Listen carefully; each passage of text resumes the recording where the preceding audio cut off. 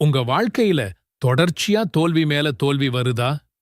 வெற்றி பக்கத்துல வந்துட்டு ஆனா கைக்கு கிடைக்காம போகுதா? ராத்திரி பகலா உழைச்சும் எதிர்பார்த்த பலன் கிடைக்கலையேன்னு சோர்வா இருக்கீங்களா? இது நம்ம பலரோட வாழ்க்கையில இருக்கிற ஒரு பொதுவான போராட்டம்தான். காலையில எழும்போதே இன்னைக்கு நாளை எப்படிடா சமாளிக்கப் போறோம்னு ஒருவித பாரத்தோடையும் கவலையோடையும் எந்திரிக்கிறோம். இந்த மனநிலை நம்ம நாள் முழுக்க பாதிச்சு நம்ம திறமைய முழுசா வெளிப்படுத்த விடாம தடுத்துடுது. ஆனா உங்க வாழ்க்கையோட போக்கையே மாத்தக்கூடிய ஒரு சூப்பர் ரகசியம் நீங்க காலையில செலவழிக்க போற வெறும் 5 நிமிஷத்துல இருக்குன்னு சொன்னா நம்புவீங்களா? கவலைப்படாதீங்க.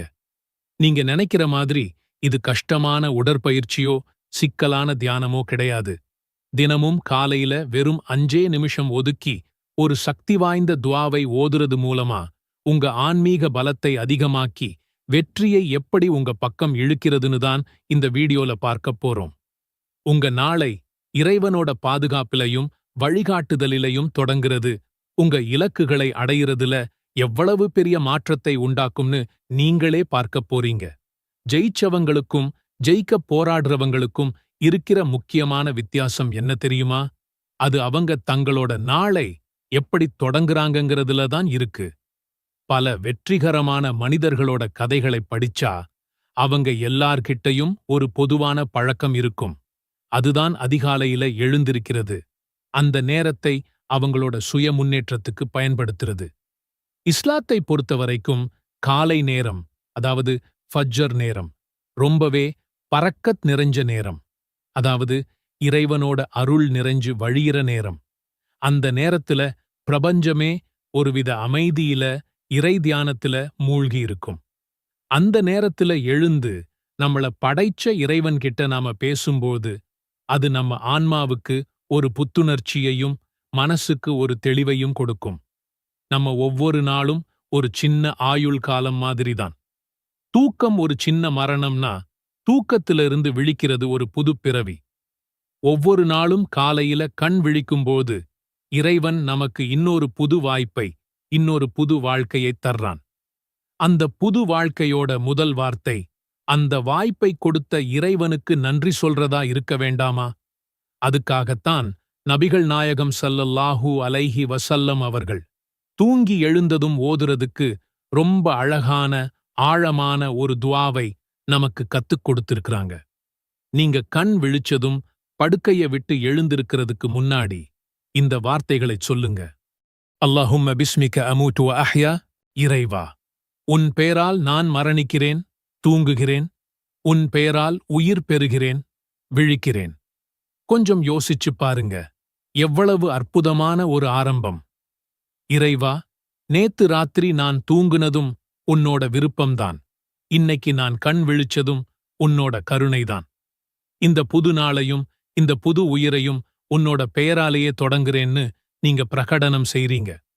இப்படி நம்ம முதல் செயலையே இறைவனோட பெயர்ல ஆரம்பிக்கும்போது நம்ம ஒவ்வொரு அடுத்தடுத்த செயல்லையும் அவனோட அருள் நிறைஞ்சிருக்கும்.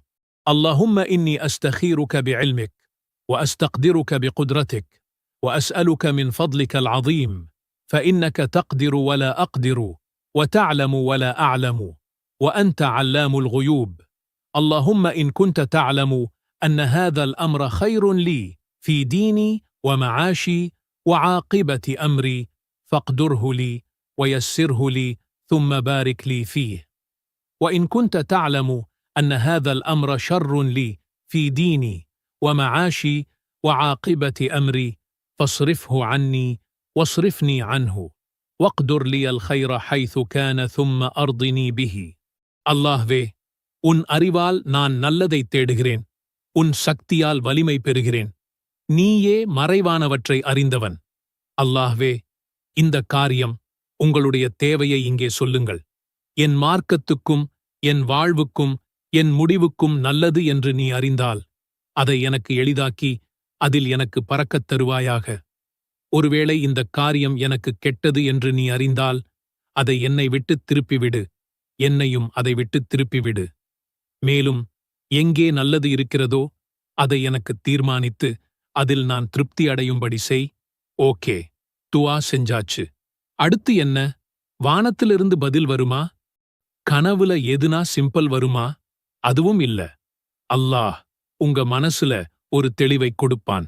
ஒண்ணு, அந்த விஷயத்தை நோக்கி உங்க மனசு பயங்கரமா ஈர்க்கப்படும். இல்லன்னா அது மேல இருந்த இன்ட்ரெஸ்ட் மொத்தமா போயிடும். சில சமயம் நீங்க எதிர்பார்க்காத வழியெல்லாம் தானா திறக்கும். அதுதான் நிஜமான ஆன்ஸ்வர். கவனம். பதில் உங்க மனசுல தான் வரும். கனவுல இல்ல. சோ, கனவை எதிர்பார்த்து ஏமாந்துடாதீங்க. ஒரு தடவை செஞ்சுட்டு தெளிவு வரலைன்னா தொடர்ந்து 7 நாள் வரைக்கும் கூட செய்யலாம். பொறுமையா இருங்க. பெண்களால் தொழ முடியாத நேரங்களில் வுது செய்துவிட்டு துஆவை மட்டும் மனசார கேட்கலாம். அல்லாஹ் உங்க நோக்கத்தை தான் பார்க்கிறான். நீங்க செய்யப்போற காரியம் நல்லதா கெட்டதா? இனி இந்த கேள்விக்கே இடமில்லை. இந்த ஒரு துஆ போதும். நீங்க தனியா எந்த முடிவையும் எடுக்க வேண்டாம். எல்லாம் அறிந்த அல்லாஹ் உங்க கூடவே இருக்கான். அவன்கிட்ட கேளுங்கள். அவன் உங்கள் இதயத்தை அமைதியாக்குவான். அந்த அமைதிதான் உங்கள் பதில். اللهم إني أعوذ بك من الهم والحزن والعجز والكسل والبخل والجبن وضلع الدين وغلبة الرجال. துஆவின் பொருள். இறைவா, வருங்காலத்தைப் பற்றிய கவலையிலிருந்தும் நடந்து முடிந்துவிட்டவை பற்றிய துக்கத்திலிருந்தும் இயலாமையிலிருந்தும் சோம்பலிலிருந்தும கஞ்சத்தனத்திலிருந்தும் கோழைத்தனத்திலிருந்தும் கடன் சுமையிலிருந்தும் பிற மனிதர்களின் அடக்குமுறைகளிலிருந்தும் நான் உன்னிடம் பாதுகாப்பு கோருகிறேன். இந்த துஆவை கத்துக்கிட்ட அபூ உமாமா என்ன சொன்னார் தெரியுமா? நபி ஸல்லல்லாஹு அலைஹி வஸல்லம் சொன்ன மாதிரியே நான் காலையிலையும் சாயங்காலமும் இதை ஓதிட்டு வந்தேன். அல்லாஹ் என் கவலை எல்லாத்தையும் காலி பண்ணிட்டான். என் கடன் எல்லாத்தையும் அடைக்க ஒரு சூப்பரான வழியையும் காட்டிட்டான். சுபஹானல்லாஹ்! இது என்ன மாதிரியான ஒரு பவர்ஃபுல் துஆ! நண்பர்களே, கஷ்டங்கள் நம்மள வீக் ஆக்குறதுக்கு வரல. நம்மள ஸ்ட்ராங் ஆக்குறதுக்கு தான் வருது. நாம யாருகிட்ட கேட்கணுமோ அந்த ஒட்டுமொத்த பிரபஞ்சத்தோட ஓனர் கிட்ட டைரக்டா கேட்கிற ஒரு சான்ஸை இந்த கஷ்டங்கள் கொடுக்குது. நாம இன்னைக்கு கத்துக்கிட்ட இந்த துஆ சும்மா வார்த்தைகள் கிடையாது. இது ஒரு வெப்பன். உங்க கவலை, கடன், துக்கத்துக்கு எதிரான ஒரு ஸ்பிரிச்சுவல் வெப்பன். இத ஜூமாவோட அந்த கோல்டன் ஹவர்ல முழு நம்பிக்கையோட யூஸ் பண்ணுங்க. உங்க டெய்லி லைஃப்ல ஒரு பகுதியா மாத்திக்கோங்க. கண்டிப்பா அல்லாஹ் உங்க கவலைகளை சந்தோஷமா மாத்துவான். உங்க கடனை அடைக்க அவனே வழிகாட்டுவான். உங்க வாழ்க்கையில நிம்மதியும் வெற்றியும் நிரம்பி வழியும். ربنا آتنا في الدنيا حسنة وفي الآخرة حسنة وقنا عذاب النار. துஆவின் பொருள். எங்களின் இறைவா, இம்மையிலும் நல்லதைத் தருவாயாக, மறுமையிலும் நல்லதைத் தருவாயாக, மேலும் நரக வேதனையிலிருந்து காப்பாற்றுவாயாக. اللهم صل على محمد النبي الأمي وعلى آله وسلم تسليما.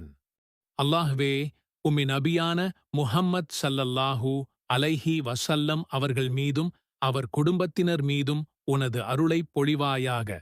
அவர்களுக்கு முழுமையான சாந்தியையும் சமாதானத்தையும் வழங்குவாயாக.